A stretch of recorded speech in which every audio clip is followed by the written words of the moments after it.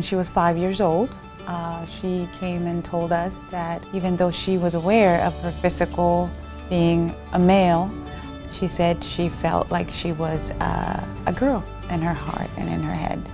Growing up, I was attracted to girl stuff, and I was like, this isn't me, this isn't who I want to live as, I want to live as a girl. 13-year-old Roxie Castro of Mansfield is transgender. I never knew what it was called. I just referred to myself as a girl. I think up until 3rd grade, I started realizing that I was transgender.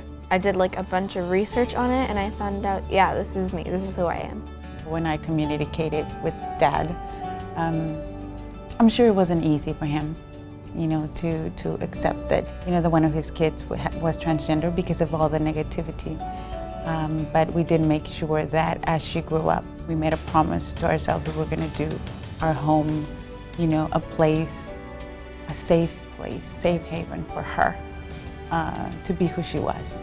Angie Castro has done a lot of research about what it means to be transgender, but wishes there was more information available in Spanish for the Hispanic community.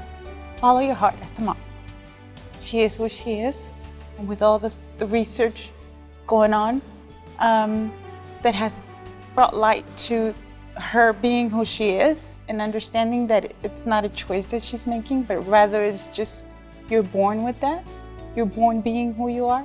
It's made it a lot more easier for us as a family to accept. Like if I didn't have support from my friends or parents, it could be a possibility that I could probably commit suicide because I wouldn't feel loved or accepted by anyone.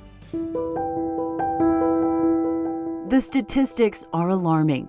There is a 41% suicidality rate among transgender people.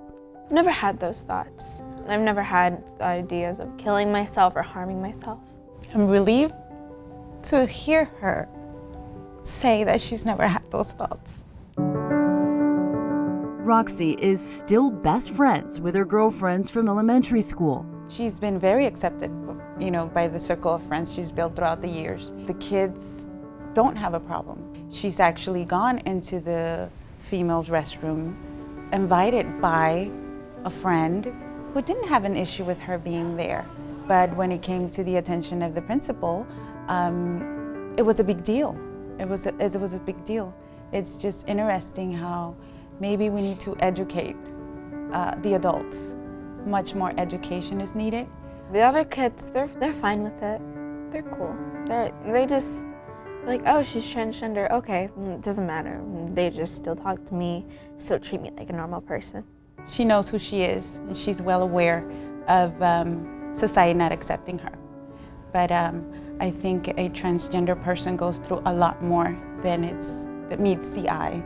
At a very young age, I had to sit down with her and actually discuss the different relationships she's going to acquire throughout the years. No child has those conversations. Roxie's transition has not been an easy journey. Up until now, my struggle had been within myself, but now that you see all the rhetoric going around, you become fearful for your safety, your other children's safety, and her safety, because people have made up their mind, and they can actually hurt her physically, and that I struggle with that every day, every night when I go to sleep. It's really important for parents that support me, knowing that they can accept me and love me for who I am. I think she's a beautiful person inside. She's the sunshine in our home. She's very responsible, gets awesome grades, great student, no behavior problems. It makes me happy knowing that I can be myself and feel accepted by other people. Discrimination is not a Texas value. Embrace dignity and respect for every Texan. Join Equality Texas.